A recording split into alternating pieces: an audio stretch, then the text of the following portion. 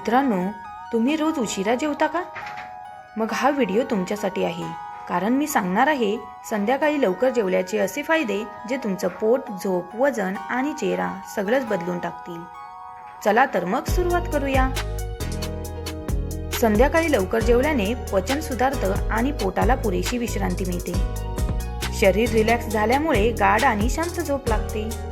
उशिरा जेवल्यास फॅट वाढतं, पण लवकर जेवल्याने वजन कमी होण्यास मदत होते.